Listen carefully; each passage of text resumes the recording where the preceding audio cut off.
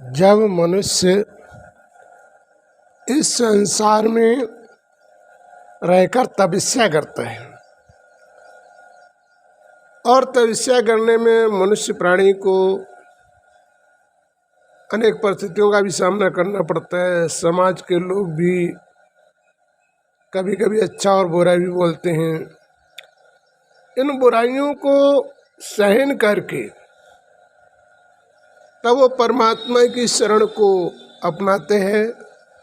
लोगों को नहीं देखता, अपनी वक्त की याचना में लगा रहता है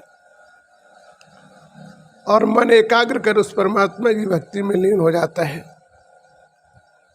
परमात्मा को याद करने समय मनुष्य उसे आज का प्राणी अनेक प्रकार से निंदाएं करता है, लेकिन वो निंदा का भी प्रभाव नहीं करता है। वो अपने जीवन में उस भगवान की भक्ति में लीन हो जाता है और उसे संसार की परवाह नहीं रहती है। जिस प्रकार से इस समाज में अपना परिवर्तन करते हैं और दूसरों के परिवर्तन करने का पूर्ण प्रयास करते हैं, लोगों को सही शिक्षा देते हैं कि तुम इस संसार में आए हो, तुम्हें जाना पड़ेगा। तो अपने कर्म बंधनों को मुक्त करने के लिए मनुष्य तपस्या करता है, योग साधना करता है। भगवान ये नहीं कहता कि वैराग्य में जाओ, भगवान ये कहता कि वैराग्य वृत्ति को धारण करो। जब तुम वैराग्य वृत्ति को धारण करोगे तो आपकी आत्मा स्वच्छ और निर्मल बनेगी, और ये स्वच्छ बनेगी तो जीवन में दुखों का सामना नहीं करना पड़ेगा और परमात्मा भी तुम्हारा पूर्ण साथ देता रहेगा। तो वास्तविक हमें अपने जीवन को बदल लेना चाहिए, जिससे ऐसे दिनों का हमें सामना न करना पड़े और परमात्मा भी मेरी मदद कर सके। जब मनुष्य अपने एक जन्म में तपस्या करके हर परेशानियों को सामना करके समय कभी कभी भोजन भी समय से प्राप्त नहीं होता है, कभी कभी अपनी व्यवस्थाओं के कारण उन्हें भूखा भी रहना पड़ता है, लेकिन उन्हें सुख और दुख का एहसास नहीं होता है। ऐसे प्राणी अपनी तपस्या के द्वारा आत्मशक्ति को प्राप्त करते हैं और ऐसे ही प्राणी तपस्या करके ही राज्य अधिकार को भी प्राप्त करते हैं। माना मनुष्य के किए हुए कर्म का फल प्राप्त होता है, चाहे वो इस जन्म में प्राप्त हो या वो अगले जन्म में प्राप्त हो, लेकिन किए कर्म का भोग हर प्राणी को भोगना ही पड़ता है। जो सात्विक गुणों से अपने जीवन को व्यतीतमान करते हैं उन्हें राज्य अधिकार प्राप्त होता है, और जब राज्य अधिकार प्राप्त होता है तो अपनी खुशी और खुशियों के आगे दौड़ना प्रारंभ कर देते हैं, ऐसा आराम में आ जाते हैं।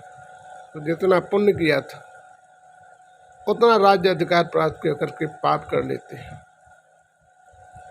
और जिन जिन लोगों को सताया करते बगैर धर्म न्याय के अपराध कार्य यदि राजा से भी हो जाता है तो उसका दंड उसे ही भोगना पड़ता है। राजा बनने के बाद वो जब अपराध करता तो इतना कंगाल बनता, उसे जीवन में दुखों का सामना करना पड़ता है। तो विचार करने की बात है। तो अपने कर्म से राज्य अधिकार प्राप्त करते हो और कर्म बिगड़ जाने पर कंगाली पर पहुंच जाते हो। तो मानव को अपने कर्म और चरित्र पर ध्यान देना चाहिए। क्यों? तुम जो करोगे वही तुम्हें प्राप्त होगा। तुम अच्छा करोगे तो सुख प्राप्त होगा और तुम गलत करोगे तो दुख प्राप्त होगा। तो वास्तविक हमें अपनी योग साधना के द्वारा अपने जीवन में आने वाले कष्टों को भी निवारण कर सकते हैं, लेकिन इसका अर्थ ये नहीं कि एक दिन में निवारण कर सकते हैं। जैसे ही तुम्हारी आत्मा का निश्चय बढ़ता जाएगा और कदम चलते जाओगे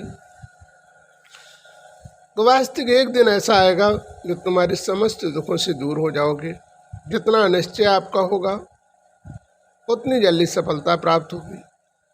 निश्चय कमजोर होगा तो सफलता प्राप्त नहीं होगी। तो जीवन में हमें अपनी कर्म व्यवस्था का परिवर्तन कर लेना चाहिए,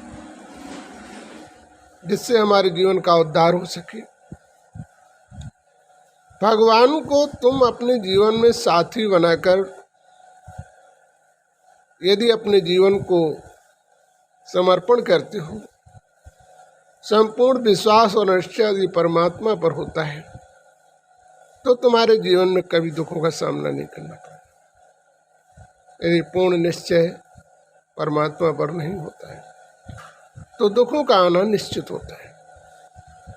मनुष्य चाहे तो अपने आप को खुशहाल बना सकता है और मनुष्य चाहे तो अपने आप को दुखी असाह बना सकता है। ये उसके कर्मों पर निर्भर है।